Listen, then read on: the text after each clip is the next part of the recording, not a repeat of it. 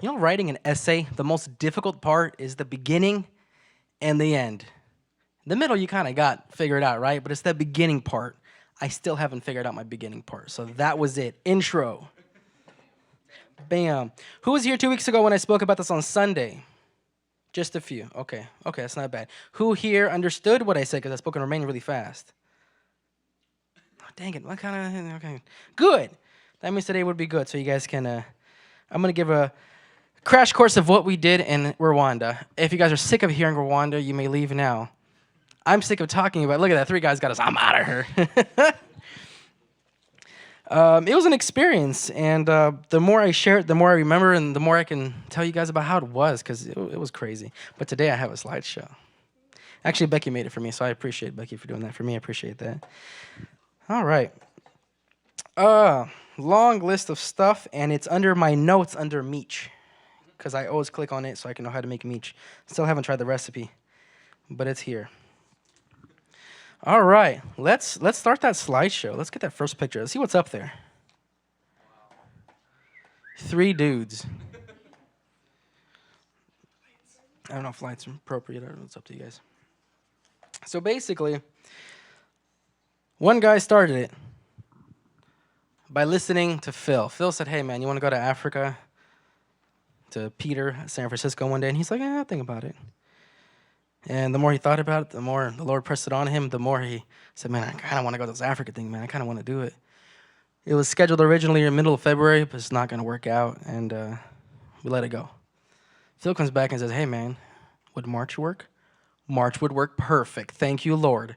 Bam. Then the mission started. He started seeking out, searching, see who he can find. And the first 2, I don't know if the first 2, maybe the first one or the last one that said they're going to go right there. First one is that guy with the big plaid shirt because he likes wearing plaid. I was like, yeah, dude, let's do this, man. It sounds fun. You guys heard my testimony of how it started, of how I didn't have the money to go, and I was literally walking by faith as I got if you want me to go, make it happen, and he did. I gave him an 8-day notice, and he provided the money for the plane ticket that Sunday night within 8 days, which is amazing. And I prayed about it. I walked in faith. I said, God, I want you to go. I want to go so bad. I almost going to buy the ticket without even having the money yet, but you have until Sunday night. I want it, and he got it for me, which is awesome. Throughout the way of making the trip happen, Peter and I were exclusively bringing exclusively the tools, the high-end stuff, the stuff that were going to cost a lot of money. I was like, God, I need some money for this. I need some money for that. How are you going to make it happen? I remember one day, Monday, I go to Peter's in the back, and Peter's like, hey, man, we need these tools, this thing, and this thing, about $500 worth of stuff. And I was like, Jesus, how am I going to make that happen? It's not going to happen. It's not going to happen. I prayed about it. I said, God, this needs to happen. Tuesday rolls around and someone said, hey, man, God wanted me to give you this. And it was $500. And I was able to purchase all the tools we needed for half the tools. He spent, I don't know how many thousands. I spent a lot of thousands on tools to make it happen. So God made a way every single step of the way. Radu Mudrenko's biggest input needed, biggest reason he didn't want to go was himself. He was like, I don't know if I want to go. But then his wife's like, you should do it. And then he came. And while he was here, his wife said, you shouldn't have done it. Typical marriage. Typical marriage. That's the way it always is. Laughed because it's like that, Dr. G. That's funny. So we all set out, along with many others. I have no idea what the next slide is, man. I didn't organize it. Okay. Well, I guess. We'll go that way. That's the first time I've ever exited a plane on the side of the belly of the plane like that. I've always seen it on TV. I always wanted to do it, and I actually did it one time. It was pretty cool. It's anticlimactic. You think it'd be epic, but it's not. Engines are off. There's nothing blowing in your face. You just kind of walk off, and walk off the little airplane. Next slide. I hope it's the guys. Okay. So what Peter and I had to do was come early 2 days to help get everything. We had to find out the prices. We had to find out the materials. We had to find out what tools we couldn't bring with us because we were allowed 100 pounds a piece of tools, and we brought 100 pounds a piece of tools. We needed about an extra 100 pounds of tools, maybe 200 pounds, a bunch of, just several hundred pounds of tools that we carried with us, very little clothes. And first what we did is we found a place. Actually, one of the local pastors there found us this place. This place is a nun's quarter. Anybody watch Nacho Libre with the nuns? What are they called? The sisters. No, it wasn't Catholic, some with an M. Monastery. It was a Catholic monastery with a whole bunch of nuns. And they offered us a place. And what happened was we got off the plane around 1:30 in the morning, and nobody shows up. 2 o'clock rolls around, nobody shows up. 2 o'clock, we start calling, nobody shows up. 2:30, nobody shows up. At 4:30 in the morning, finally, one of the pastors decided to show up and pick us up. So he picked us up. We're already exhausted as it is, a 25-hour flight. And then we get there for an extra 4 or 5 hours doing nothing, just kind of looking at each other. And they pick us up at 4:30 in the morning. And this is maybe around 5 o'clock in the morning. We finally got to our monastery. It's very cool. Malaria is a disease transmitted by mosquitoes. So every single place you go to has mosquito nets. And you drape them over your bed and you go to sleep. It's kind of weird in the beginning, but you get used to it. So Pete and I had a couple of good days. We're right there in that little tiny room right there, me and him. See how big he is? It's a little bed. Anyways, that was him and I for a couple of days together working on this project. Getting materials, looking for tools. Man, every day was a struggle. Every day was looking for cords and this and that, and one specific grinder we needed a grinder. And it was like $350. We couldn't do it. I said, God, make a way, help us find a way. And one of the other pastors said, let's go to the outskirts of town. We're like, out next to the other side of the tracks type thing. So we go there and we find exactly the grinder we need, made in Japan, the fake brand. But it was $200, so we picked it up. Very excited. $200 US. But a lot of those things happened. The welder was another situation. We only had one welder. We needed 2 of them. And the same thing almost took 2.5 days. We finally found a Chinese store that really hard to find them apparently there. And we found one after going through, 25, 30 shops. And we finally found a welder that we needed. So every day was a struggle. Every day was like, God, help us find these things. And he helped us find those things. Next slide. So that is after day 3. So day 1 and 2, me and Peter spent a ton of time just looking for everything we needed. Day 3, the rest of the guys show up. They were supposed to show up yet again at 1:30. They didn't show up until around 2:30, 3:30. And by the time it was 5:30, I think it was 4:30, 5:30 in the morning, they finally came to the hotel because they didn't get out of the plane until whatever. It was just long, stretched, overlonged procedure. But Peter had maybe 2 hours of sleep that night. And the next day, we did this. We started getting everybody together. I don't know if you guys can see all the people here. I can because I'm really close to it. As you guys saw, I know Peter talked about this last week too, so I don't want to iterate, but Whiskers, we got Joe, we got Alan, single 29 years old, makes a good living. We got Radu, we got Mike, we got Pete, Phil. Phil's the one of the directors of Church of God that does all the missions. That guy is, last name, Talposh. He's coming to the Leaders Retreat, so if you guys want to see him, he'll be there. And then Andrew Valian. And this is one of the churches there. That's a local church in Kigali that we were invited to go check out. Next slide. All right. So after Kigali, we had a 4-hour drive. After the 4-hour drive, we show up to this place.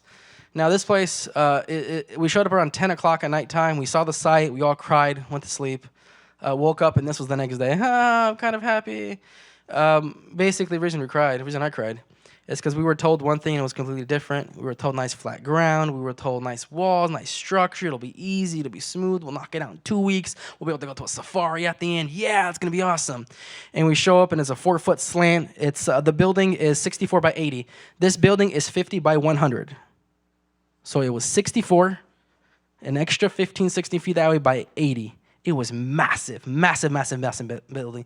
The way the selfie picture was there, you can't really tell in my big face, but that's like, the back half. And it's just such a big church. Imagine, I always have to think about that. This is 50 feet, and it was an extra 15 feet that way, 64, 65 feet by 80 feet. It was just a massive church. And we had to do it to the best of our knowledge in less than 3 weeks. Anyways, that was the next day. All the structures taken off, all the metals taken off, and we began to work. Let's see the next slide. Oh, it's a video? Okay, don't do it yet then. Cool, thank you for that. So basically, we started working. We came with one idea of making 2 by 2 foot holes by 2 feet down, 3 by 3 by 2 feet down in it, being a lot more work, a lot more energy, a lot more spending, a lot more cash. Long story short, we started working on, I think that was a Wednesday or something, and we were supposed to be done by Saturday, Sunday on the schedule, but it took a whole week. So this is like just a day before Sunday. We're still working. We're still trying to figure out lines. There's nothing straight. Nothing is diagonal. So me and Aldo took strings and old school 3-4-5 rule. You guys remember that in geometry? The 3-4-5 rule. Take 1.3 and 1.4, and it has to measure 5. Right? And you double it. 6, 8, 10. Right? So we kept doing that until we got a perfect square with lines. And then those lines are what we used to build our structure. Because if we used their walls, it would have been wonky just like their structure. It was just so bad. Notice on the right side of the screen, the wall is still there. You'll see a picture with it not there. That's what happened while we were there, too. That's a whole crazy story as well. So while we were there, Sunday rolled around, and they weren't legally allowed to have service, and because there was no structure up there, so the government shut them down and said, "Hey, you guys have to have a structure before you guys do church again." So it was Sunday rolled around, and they had a service, but just a handful of people were there, and this is what we witnessed. Let's see if the audio works.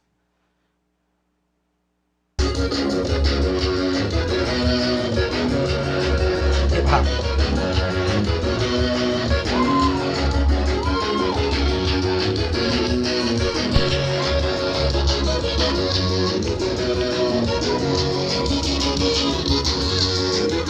Still dancing, you see some people dancing. They're from a worship. Us white guys don't know how to dance, so we just throw out our phones and record it.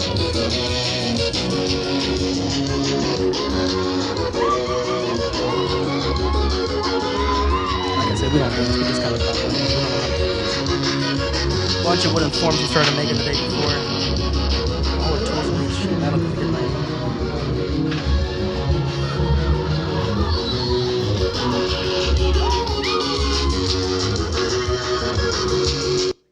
So that went on for like, I don't know, 30 minutes, but then it got crazy. Oh, it got really crazy. I can't show that kind of video because I didn't take it, but it got super African. It was cool. It was cool. Just like National Geographic, they just started worshiping God in ways that we think is like blasphemy.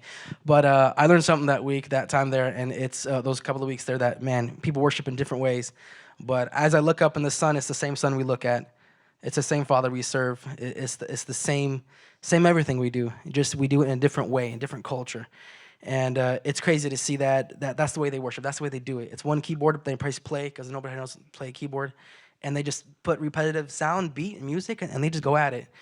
And it's very cool to see that. And they did that quite often. In the first week, everybody was pumped, man. Every time someone had a beat, they started going at it. They started praising the Lord, saying all these different words that I don't know what they're saying. Some of them we learned, Iman, Iman, Iman means God, God, God. And they kept saying that a lot of times. The first week, after the first week, they kind of got tired of it. They go, Iman, Iman. By the third week, it was like, Iman, yeah, Iman, yeah. Man, it's tiring, man, working 14-hour days. It was long. So that was the Sunday service there. And we had a couple of Sunday services, and they all went similar like that with different people. And they had speakers, of course. They spoke. We prayed. The pastor there prayed for Phil and for I believe they prayed for, no, maybe. Anyways, they prayed for some of us over there. So it's like a church service like we have here, just different style, different culture. That's what we saw there. Okay, next slide.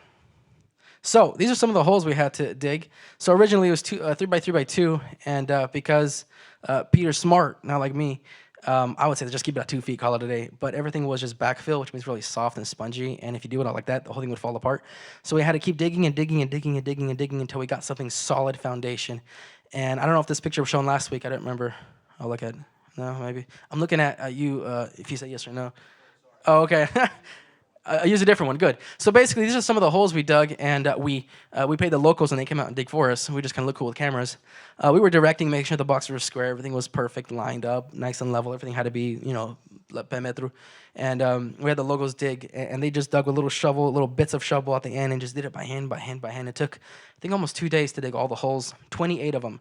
Originally planned was 0, then we came up with 14, then we came up with 28. So from building a structure in 2 weeks, went to digging holes for, it was just a lot of pressure and stress to get it done. But we got a lot of things done. It ended up being about 9 feet, 8.5, 9 feet tall. I'm 5.5 feet, just under, I wish I was 6, maybe 6 is here.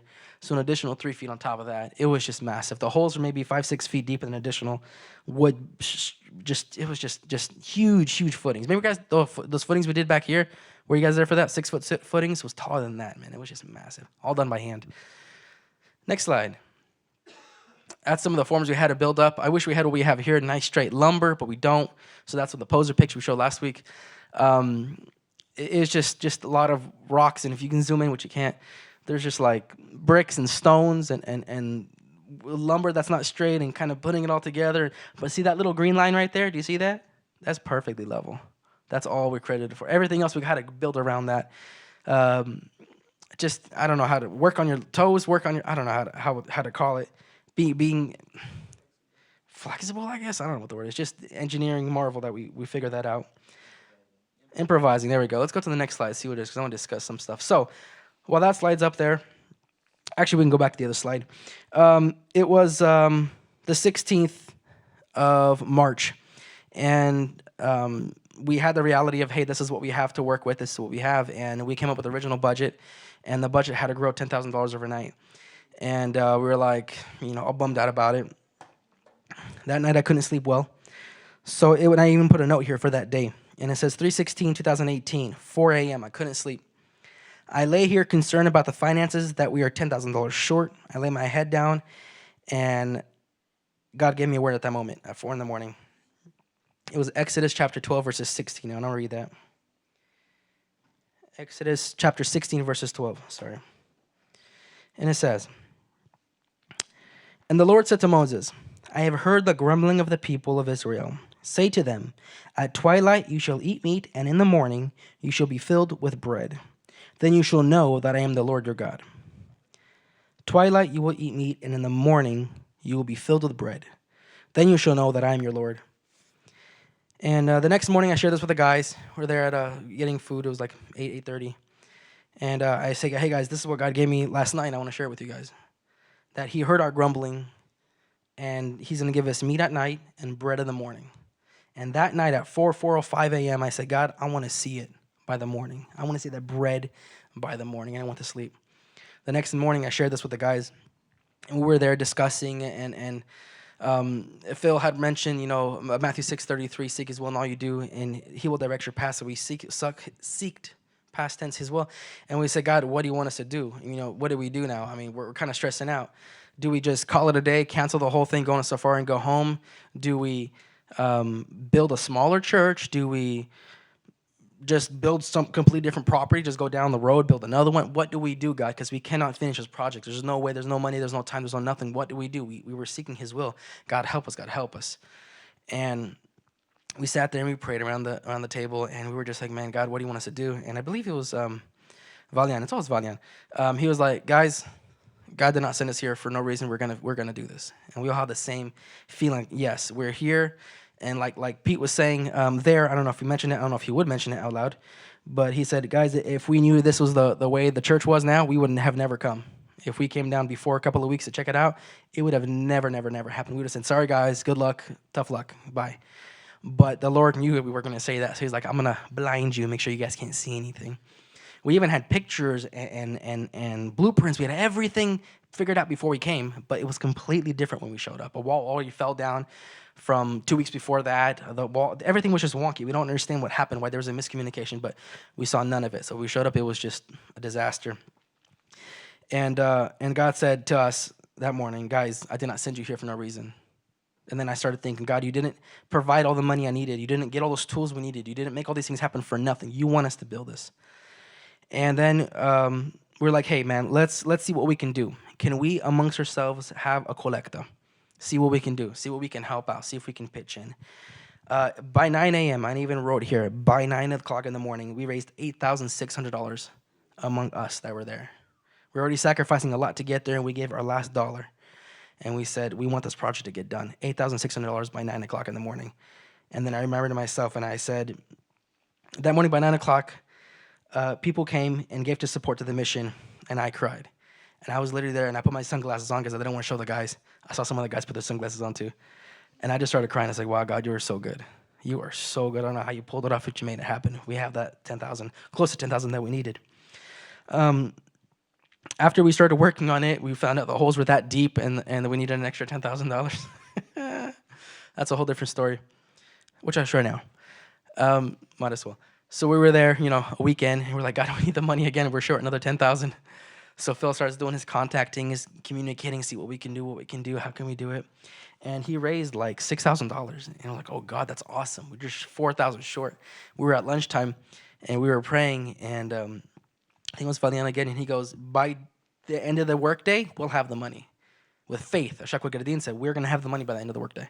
I was like, man, how are we going to pull that off? We already got everything. We got 6,000 from out of nowhere. How are we going to get an extra 4? And maybe 2 hours before the end of the workday, Jim says, how much do we need? Jim, the whisker guy, how much do we need? $4,000. I'll pay it. What? I mean, oh my gosh, all of us guys wanted to cry because we all talked about it, but nobody did it yet again because a bunch of macho guys. Like this guy, this I hope he's not watching. This hick from Virginia, just showed up, and he's like, man, I'm gonna give you guys $4,000 to finish up the project. It was just so amazing to see how God moved him and moved his heart to say, hey man, I'm gonna give you guys this to finish the project. And right then and there, Phil announced it, and the locals were so excited, all that crazy African stuff, and they were just all into it and just dancing again. It was just as good. Well, not dancing like this. They do like this weird, anyways. Nothing like we do here in the locals. It was crazy to see how God worked in his heart and all of our hearts to make that happen. Okay, next slide. So before each meal, we had one meal a day with them for lunch. We would pay them to get local food, and they would make it for us. Like I told you guys last time, and Peter told a lot of potatoes, rice, bananas, fried bananas, regular bananas, mashed bananas. Mashed bananas do not taste good. My favorite kind of banana was the little bananas, like little finger-looking things, and they're tiny like this, and they're sweet, and they're fresh off the trees, just delicious. Those are good. Everything else is kind of weird and wonky. They had steamed bananas with peas in it and potatoes. I don't know, or more banana. Who knows? It was just a lot of bananas. You get sick of bananas, but everybody grows bananas because they're recolta. Any translation? Their harvest is every 2 months. So every 2 months, the whole tree blows up with bananas. Every 2 months. Other plants like almond trees every whatever years, like tomatoes once a year, like these other things, once a year, and bananas every 2 months. And the climate there, because we're right next to the equator, and it rains once a day, it's like hot, humid, rain, hot, humid. It's like perfect condition, tropical condition for these plants to grow, and they make a lot of produce with bananas. So bananas are everywhere. Before we would eat, we would wash our hands, and this is how we would wash our hands. One guy would hold a gallon from the local water, and then from the local water well, and then you just wash your hands from the soap from the hotel, because we would steal the whole soap from the hotel. And when you wash your hands and you go no drying, kind of just do one of these things, and there you go. Go inside and have some lunch.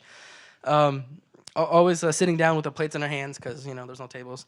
So a very unique experience to see that. And just like Peter said, the first day we're all like, oh, nobody's gonna eat nothing like that.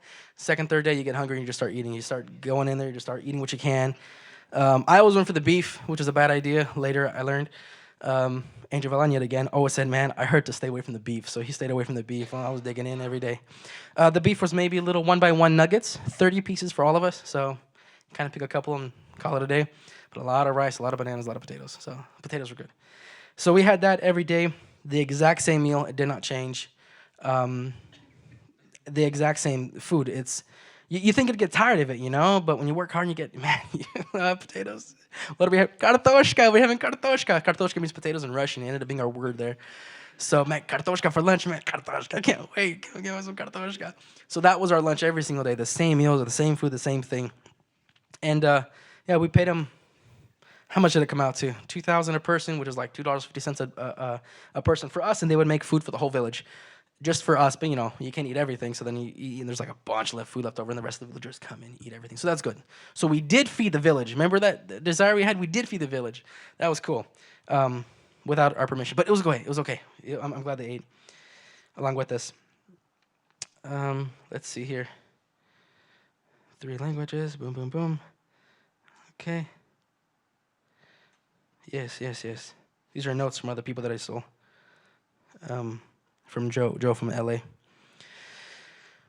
Okay, so that's how we wash your hands. They also took showers that way. So, do the little shower thing. It was like 3 in the morning, not 3 in the morning, 9 o'clock in the morning, and there's one guy just taking a shower, and that's how they shower too. It's what you can do. Next slide. These are the concrete forms after they were made. So we made them out of lumber that wasn't straight. It looks straight, but they're not straight. And I wish they were all the same thickness, but some are 2 inches, some are 1.5 inches, some are 1/2 inch. So you make the boxes 3x3, and then you let somebody else cut them, and then they come out 3 feet and a half, 3.5, 1/2 inch bigger, 1/2 inch smaller, because you can't do everything, because you have to delegate, because there's only Peter and I and Adaldo, that's it, that were like, knew what we're doing, and everybody else like. Anyways, they came out okay. They came out decently okay. Strong, very, very strong. It wasn't a structure, it wasn't an issue of structural, just cosmetic. The wall wasn't perfectly flat like we wanted it. But, one end is 4 inches and it goes up to like 14 inches. And then you have to kind of compensate. And we put tape on the inside and then cardboard here and then try to patch it to make it look good. And that's how they came out. All 28 of them. So that's just a big chunk of concrete. On top, you see that metal just holds that rebar cage with the big old plate on there. So you have to support the building on top of it. And all that stuff was dug by hand. It ended up being 4 truckloads. So, those big old mixing trucks, we did it by hand, 4 of them. We paid the locals to do it by hand. And I don't know if I have the picture in the next slide, how we collected water and such. No, okay, that's jumped right ahead. So basically, after we did that, so the way we would do it is, go to the sand with the rocks or the cement, and then we would put a piece of plastic on the earth with earth around it, and every time it rained hard, it collected water, and that's what water we used to mix the cement. That was one method we used because we needed a lot of water fast, and that was the best way to do it. So we did that, collected the mix, made the cement, and after we made all the cements, we made ours really, really dead on perfect. And only then, yet again, one of the wisdoms from Pete, that he was praying, he's like, God, how do we make this thing? Everything's wonky. God's like, make perfect level on the concrete, and then you build on top of it. Genius. So that's what we did. We made all 28 of them perfectly flat, let them dry, took off the forms, and then we were left with a flat surface. So on that flat surface, we then started working with our giant trusses. The inside of the building is 80 feet that way. I guess this way it's 80 feet. So we were able to go 64 feet, on the inside of it to build it. Each truss was built. The plan changed 4 times while we were there because different conditions, different situations. The walls were this, and the concrete is this. And anyway, we made it over-engineered to make sure it does not fall and does not have any issues. So we started building it. That's me and that fluorescent that David Duncan gave me. And I was the only one. I welded everything by myself. Peter constantly had iced tea and sitting back and chilled. And I was working the entire time. I was so just perplexed with how he works, but it gets stuff done. That's exactly how it happened. I probably did 40% of the welds, and he definitely did more than 50, probably 60, 65, maybe 70% of the welds. I blame the cord. I told you guys that one time I had extension cords, plugged into an extension cord, plugged into an extension cord. And that last extension cord, it was me welding with Rwanda grinding. I would weld, he would grind on thin little extension cords. Don't know how it didn't blow up. Welding. He would grind. He would slow down the weld. We would go back and forth. He would keep tripping. He would keep burning. One time a little fire turned up. Another time that the cord blew up. Another time I had to splice it, put it together with electrical tape. That's what we had, and it blew up again. So by the end of the trip, I had a long cord, and it went down about maybe 10 feet from keep splicing and cutting and joining. It turned out, but it worked. And every time, the machine stopped again. You got to wait. But for Pete, we got him a nice, thick cord from Kigali. We knew we needed, and just a nice big 50-footer, round up, and we hard-wired it ourselves, but he did it. And he had an amazing cord, so that's what I blame it on. I did less welding because of that, because I had a really, really good cord. You know what? That's a good point. I'll mention that right now. So remember how I was in that picture in that same place, and I was like, selfie, and that wall was there, and that wall is now gone. You see that guy in the green vest back there? So basically that big old red crane backed up, broke the whole thing, and I know Pete said that last week. Me and Pete were welding really fast because the crane came, and then all of a sudden you hear this big boom. Tore off our helmets, ran to see if there's kids, because kids were always looking in the window to see what's going on, and my fear was like instantly, I just thought, oh my God, Paul, just like, oh my God, my son. What if my son was here? I just ran. I was like, let's start looking for legs, for limbs, anything sticking out, see what's going on, because I was so terrified that someone had got crushed. And I just said, all our budget's gone. It's going to be all hospital bills. And now we have to deal with the locals. They're going to hate Muzungus. They're going to hate us. They're going to hate what we did here because of this. Muzungu means white people. Muzungus, white people. So I was just so stressed at that moment. And I know Peter was stressed too. We're like, just how can it get any worse? And it did. That happened. And luckily, no kids, no person, no nothing. Everybody was just kind of standing back looking at it. Luckily, the electrical panel that we were using fell outward. So we still had electricity, still worked. So that was good. It was just on the floor and 10 feet that way. But it worked. If it fell inward, it would have crushed the crane. It would have gone right next to my feet because we did the math. It came right up next to my feet. It was 35 feet by 13 feet. So this is 50 foot, 25, about this big of a wall by 13 feet high, double as me. That big of a wall just fell over. It was scary, and it was loud. You can feel it on the earth. It was really loud and really scary. But luckily, nobody got hurt, and we kept welding, kept working. And you had no choice because we had a time budget, so we just kept going and going. Let's get the next slide. So another angle. One of those concrete pillars, you can see the wood, it's not, that's like a 1/4 inch that way. That's a 1/4 inch that way, the little piece of wood, how it worked. But it's still structurally sound. It still had plenty of meat on there. All these different, there's me welding, there's Peter welding. We just kind of meet in the middle. And you can see he's already in the middle. He was fast. So we would constantly just next, build them, go. We work really, really late, trying to get them all done in time. Next. Peter, I mean, just imagine that, just all day like this, just on your feet, and you're just welding. You take a step and you weld. You take a step and you weld. It was tiring. Next. So after all that welding, the crane was there, so we were able to lift him. We had to get a crane. We did it mathematically. We could probably do it with sticks and hinges and stuff, but man, thank God we found a crane in Kigali, because if we didn't, oh my God, it was totally worth it. So we got the crane to come out, drive 4 hours north to help us with this. And they were there a day and a half to help us rise it, and they would rise it, pick it up, put it, right in the spot. And we'd be there to make sure it's perfect and level and straight. And Peter would climb, unhatch it, climb down. Just courage to do that, because, man, that's scary. Next slide. Another welding day. Lots and lots of welding. It's funny because in the beginning, we all wanted to weld like really bad. Like, I can't wait to weld. Yeah, I'm so excited. And Peter's like, no, you don't. And we all got a chance to kind of, tack it a little bit. But man, by the end of the trip, it was like, just, I don't want to do it right now. Everyday weld. It's another picture of us welding. That's Peter. Next.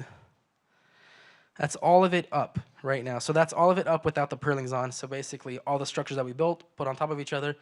There's us just finishing off welds around the base plate. Make sure it's perfectly straight. And then that's when we went outside, and you guys saw the video on Instagram. I don't know if you guys saw it, but we finally got to step back and look down the center, way back on top of the hill, and you can see it's perfect. And it was just absolutely, and you walked with the video camera, and you can see how it just opened up, and it was just beautiful. I don't know, I should have had the video, but I didn't know. Anyways, it was really, really dead accurate. So his engineering skill is just perfect. Be able to get this thing la fixe. It was good. Next. That is a monkey. Is it really a monkey? Oh, no. That's a guy. See that thing on the head that looks like a tail? That's his head. And those two other things are his feet. See that? I swear it looks like a monkey. That's crazy cool. I didn't even realize that. Anyways, that's Aline Flore from Colorado. Single, 29 years old, makes a good living. His feet are up there, and his body's down there to hold that pipe, because that's the only way to go around it. No, wait a minute. I lied. That's the Kwama. Anyway, I'm going to stay with the first story. And anyways, just weird positions to get up there. I was scared with all wits, and I told Peter, man, I'm willing to do it, bro. I'm willing to do it. But he knew I was scared, so he just used my kid as an excuse. Nah, you got a kid, man. Stay on the ground. I was like, thanks, man. Appreciate it. It was scary, man. The other guy that was like comparable to me, a little thinner than me, and he got up there and just barely, shaking on it's scary. 35 feet in the air is scary on a thing that you built yourself. Who knows if you did it right, and just scary. But anyways, those are pieces of metal that had to go across purlings, and they were 2 inches by 2 inches by a 1/8 inch thick, 84 feet long. Each half, because we broke them in half, weighs 128 pounds, and just two guys. Man, lifting it up there and just pinning it in place with the welder, just nonstop. It was scary. Next slide. More welding pictures. I'm sure you guys are sick of those by now. Good webbing though. Proper webbing, 3 feet apart. Webbing was about just over 2 feet. It was really nice. It was done structurally right. Eddie helped us with the blueprints to make it happen, and we just did the work. Next. All right, that's my weld right there. Yeah, I should have said something and then said my weld. But anyways, that's around the base plate. 1/4 inch, what is it, about 1/4 inch? No, 1/8 on an 1/8. Anyways, long story short, it's a nice weld. And it's done with a stick welder, which I learned a week before going there. And then, so we just got in there every day, welded a bunch. And I just wanted to show that because it looks nice for those who appreciate welding. There's Justin. I was looking for Justin. Do you appreciate that? Okay, thank you. Jeez, man, I was looking for a little bit of, So anyways, that's part of the base plate. After we did that base plate, we also added... Dang it, terminology. What's that word called? Gussets. So we added gussets, so the little pieces of triangle, nice thick pieces of triangle, maybe 3-4 inches by triangles, and we would stick them in the little corner and then weld on the left, weld on the right, weld underneath, real nice, and did all 4 sides. That way, it was just mega strong. That way, if any twist happens, along with doing cross spacing, we also added an extra piece of rigidity on there just to make it as strong as possible, so that way nothing happens. Next slide. That is Peter welding at nighttime because we had no choice.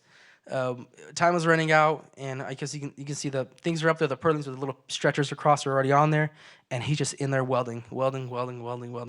We would sit down there and watch him weld. It was too dark to do anything. We'd clean up the tools and kind of just watch him and hope he doesn't fall and hope he doesn't get tired and start dreaming.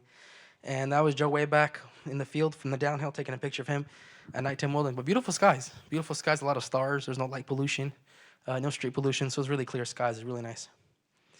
Let's reminisce on that. It's pretty. That's part of the wall that fell 2 weeks before we came. So they were rebuilding it as we were there. Next slide. This is us. So this is like the day after or the day before some of the guys left, and it was just us left at that point.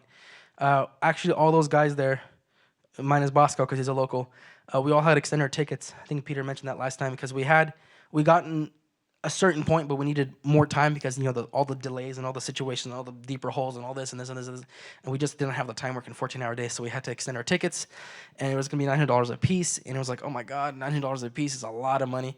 De unde, Romanian term, de unde.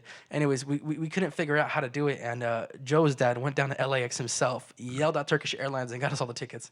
I was like, oh, praise the Lord. Got like a huge discount. It's like $170. We just had to pay taxes, and he hooked it up, so that was cool. Brother Nelu. Moise? No, that's our guys. Moise. Yeah, there you go. Isaac Moise. He's the one that hooked it up, so that was really cool from Riverside. And so we were able to stay. And then Rado extended his ticket. Flore extended his ticket. And we were able to stay a couple more days. Pete and I stayed about 4 or 5, 6 days, something like that extra to get it done.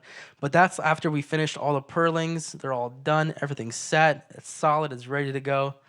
And that's just taking a victory picture. And you see that wall behind the guy in the yellow. It's still gone. All right, next picture.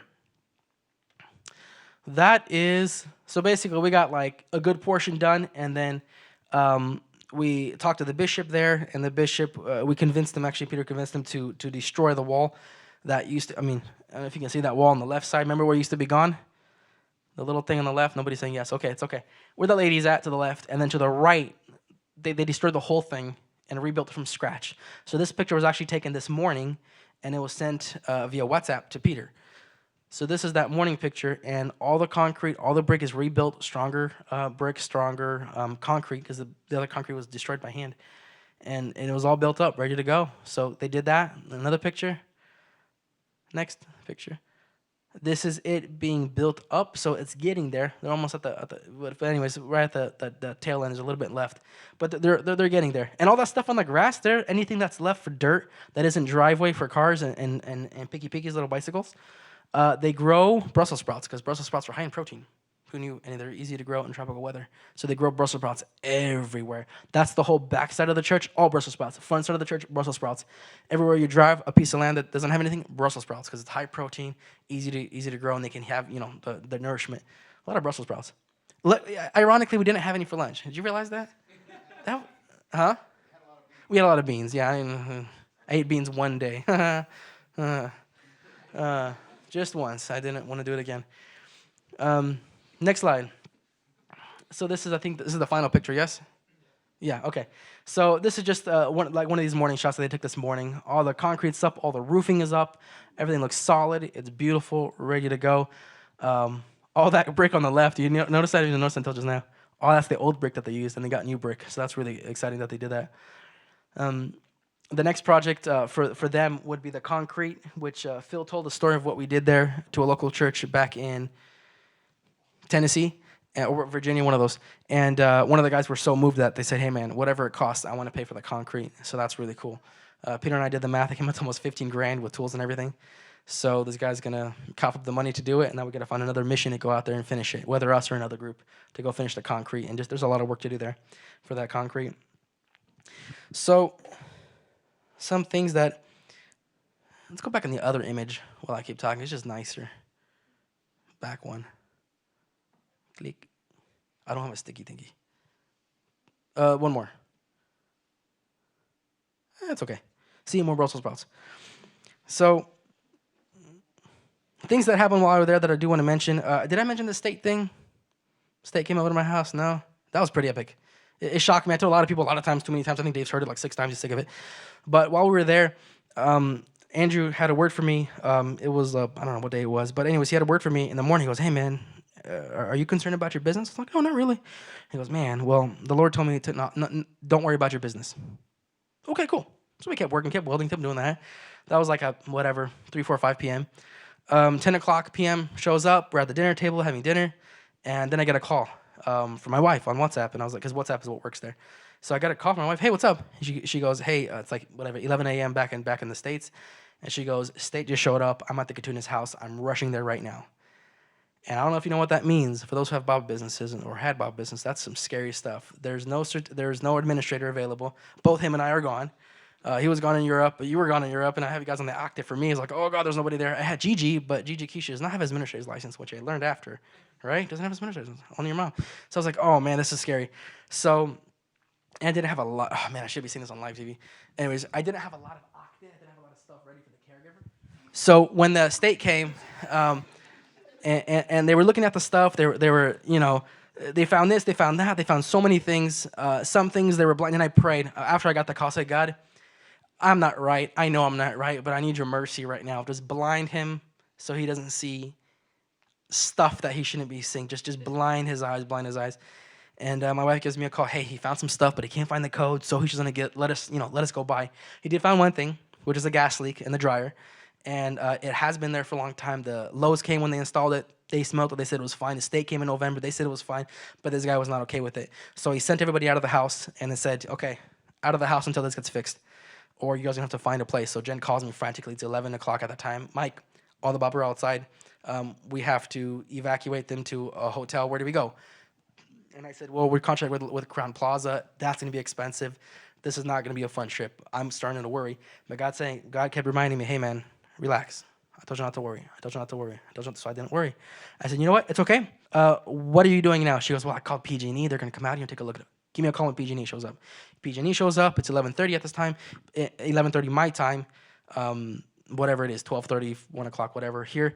And mine's midnight. Hers is midday. So it gives me a call. Hey, your residents are outside. Let me see what I can do. 30 minutes later, it gives me a call. It says, hey, found a leak. Just tightened it. You're good to go. Put the residents back in. Thank God. Saved like $1,500. She called the state the next day, said, give me an email. Hey, everything's good. Gas is leak. Okay, you're fine. So literally a lot of chaos in that, hour and a half, 2 hours that I was just stressing out about it. But God gave me that peace. And thank God he gave me that word, because if not, I would have pulled out my hair stressing out that this happened. State never shows up 2 months after you already did an inspection. Didn't make sense, but the guy said some new rules or something. But anyways, Jen did a great job. And on the paperwork, she said, hey, do I lie? Do I tell them? I said, no. Let's be honest. I think somebody had something about let's be honest. Anyways, talked about that. Let's be honest and just say, hey, my husband's in Africa. So, deal with it. Either cite us for not having an administrator, whatever you got to do, boy. Let's not lie. So she said, hey, my husband's in Africa, right? He's on a mission trip. What can I do?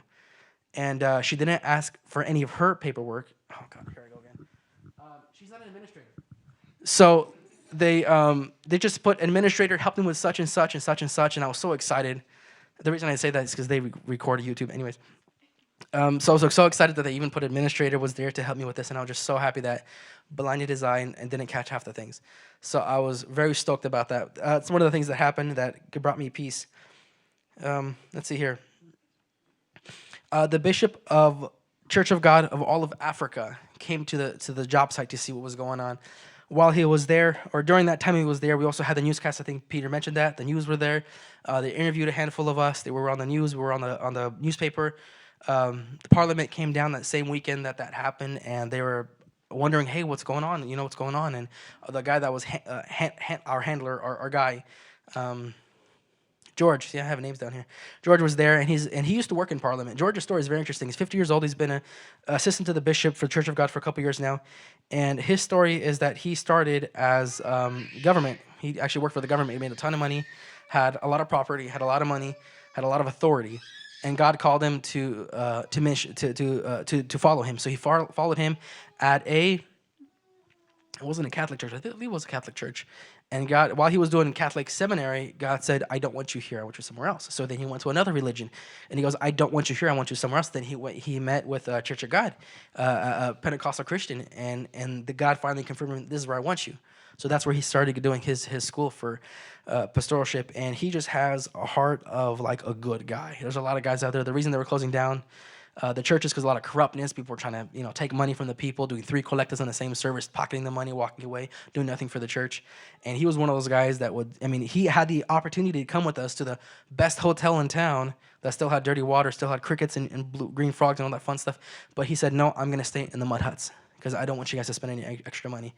Anytime we would go somewhere, he goes, let me pay for myself. And he would always get one little samosa that costed 50 cents. We would get there like $3 meals, and he got like a 50-cent samosa because he was very... it's very admirable to see a guy that high position and the authority to use any kind of money he wants, and he's like, no, this is God's money. And I really find that honorable to see that when that guy there. So anyways, that guy met some of those Parliament guys, like, hey, we used to work together. Remember that? Yeah, what's going on with you? He goes, well, we're building a church down the street. These white guys from America came to build it. And I know Pete mentioned this last time, but most people go there, they preach, they sing, they whatever, they give a little bit of money and they walk away. But they don't have the I don't know, I don't want to call it the wisdom, the knowledge, just how to do things right, how to build it right. There's no engineering school for structure. There's no, there's no DIY YouTube channel on how to do things. It's just by the best of their ways and how they know and how they were taught from their father to their father to their father. So it was, they just didn't know how to do it. So when they saw us coming in and do it right, they were like, man, this is a shocker.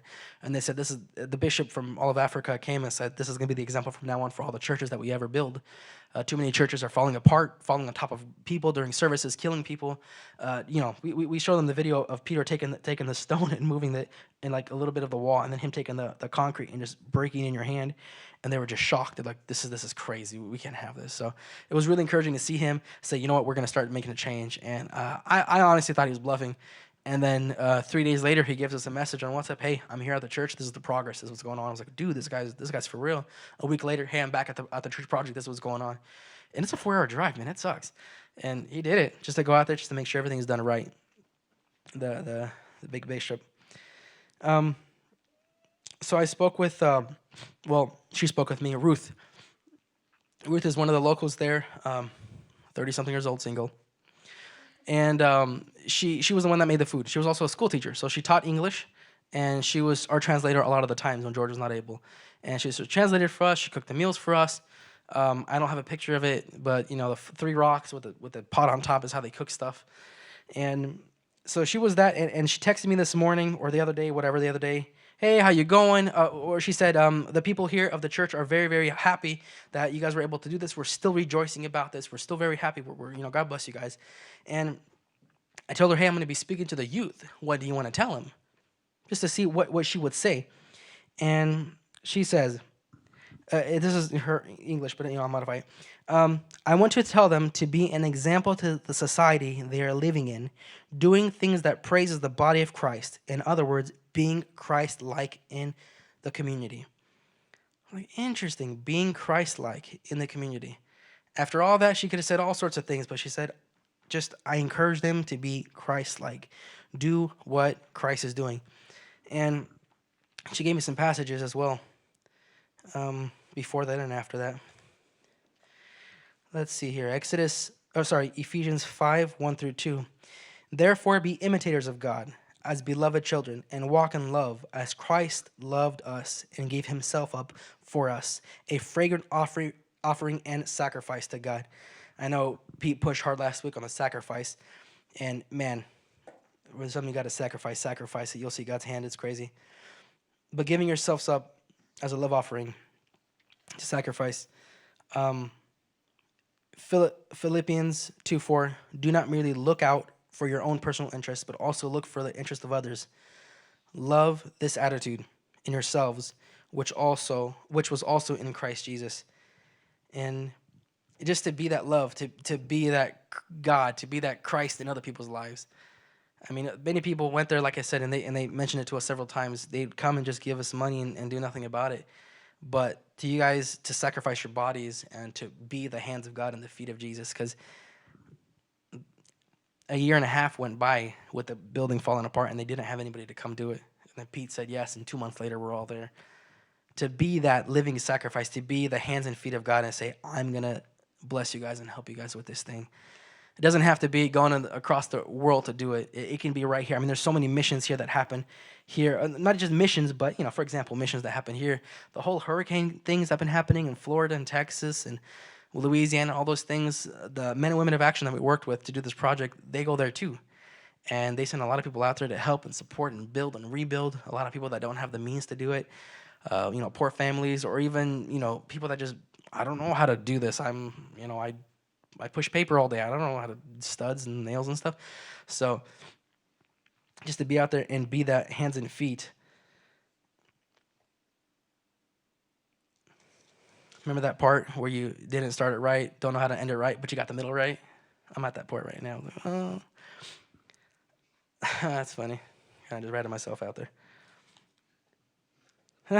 Nobody laughed. All right, that was kind of a punchline. Anyways, that's the church we did. And man, it'd be so cool if some of you guys can join us again. And I want to do it again. I know even Aldo said it on Sunday, you want to do it again. And then his wife, I looked at him after Sunday. I was like, at her, I was like, Tatiana, he's going to do it again. No, he's not. No, he's not. Really? But he said he's going to do it. He thinks he's going to do it. Oh, okay. Go out there while you're single. Because you got nothing to lose. It's cool. It's cool. It's cool. It's exciting to go to the bathroom and holes in the ground and all these things that you see on TV, but it's just crazy, man. I can't say it on YouTube either. And to experience that kind of life behind the screen, to go in it and say, this is life now. We're gonna eat this every single day. We're gonna do this every single day. We're gonna have cockroaches crawl on this, and I mean, man, I remember seeing that first cockroach in that food. I was so disturbed. I was like, this is unsanitary. I remember that specifically. I was like, oh my God, it's right next to the boiled eggs. Why are they there? This doesn't make sense. And then after that, you kind of pick it up, you look at it, you examine it, and you just go for it, You got nothing else to do. What are you going to do? You yell at them for what? They didn't do nothing wrong. It's just insane. One thing I did want to mention was the whole genocide situation. I know Pete touched on that too. It was just, you don't see old people there. You don't see old people at all. And we went to the Genocide Museum. We had half a day in Kigali, so we spent a couple of hours just learning the history of the genocide that happened back in '94, the Hutus versus Tutsis. And 1 million people expired in 3 months, 100 days. 1 million people died. Majority of them were older people because they respected the elderly, and that's what they wanted to knock. Here in America, they know the value of children, so if it happened here, it would have been children. Long story short, they respected the elderly, so that's who they took out, and they took them out by the thousands and thousands. 1 million died in less than 3 months. Just to see all the videos and the graphic, and it even said, anyways, the pictures and the stories and the way that a lot of them, perished real quick. A lot of the kids were, they would trash the kids and they would pass out, but they weren't dead. And they would wake up with giant scars, and they had pictures of all these scars, and a lot of kids grew up and they lived that life of, man, this is my life. So when we walk around all of Kigali, all of Nagatari, all these places, you rarely see older people. And when you do see older people, we had one guy missing a limb because he got chopped with the machete on his leg. Another one with the arm. I would see them in Kigali. I would see them walking around with one arm or no arms or one leg, or they're just dismantled. And for those that survived, they ran to Uganda, they ran to Kenya, they ran to Tanzania, to all the surrounding countries to get out of there. And when we declared peace in Rwanda, who would want to come back? Nobody came back.